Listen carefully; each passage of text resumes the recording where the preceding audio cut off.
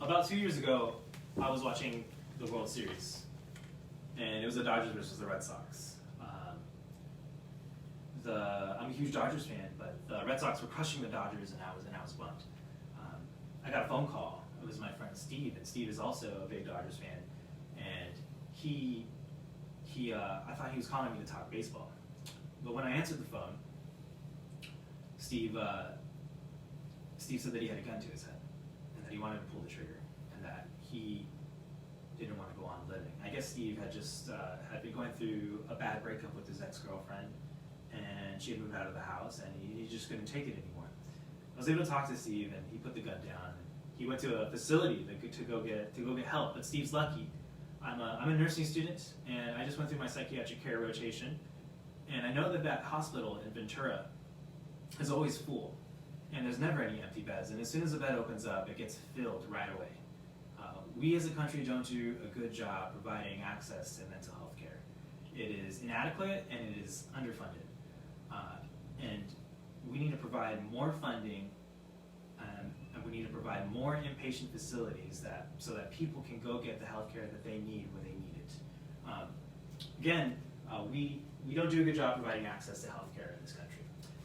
According to the National Alliance on Mental Illness, 1 in 5 people are, 43%, only 43% of people that have a mental illness are actually able to get treatment. And according to Psychiatry Times, 1 in 10 people who have a substance abuse disorder are able to receive any treatment themselves.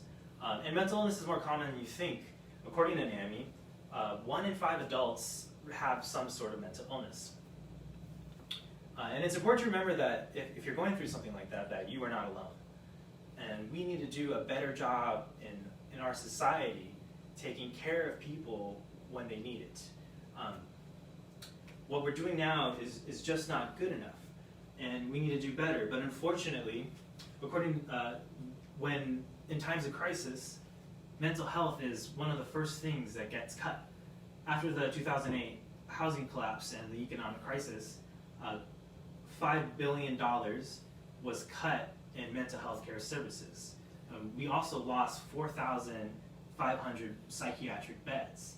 And this is a problem because when people that go through crisis and they need a place to go don't have a place to go, they often end up in the streets. And they often end up in criminal activities, and they end up in prison. In fact, according to goodtherapy.org, there are 10 times as many people with mental illnesses in prison as there are people with mental illnesses in a mental health care facility. Additionally, Mental Health America reports that for the people that actually do get treatment, 20% of them still have needs that are unmet.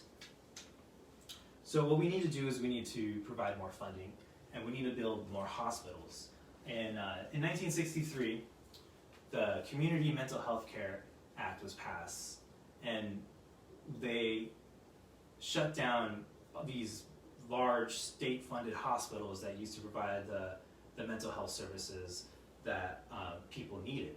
And these hospitals were shut down, and the idea was that they were going to open instead these community centers, large numbers of community centers throughout the country where people could go and receive care that they needed, and then they could go back and get reintegrated into society.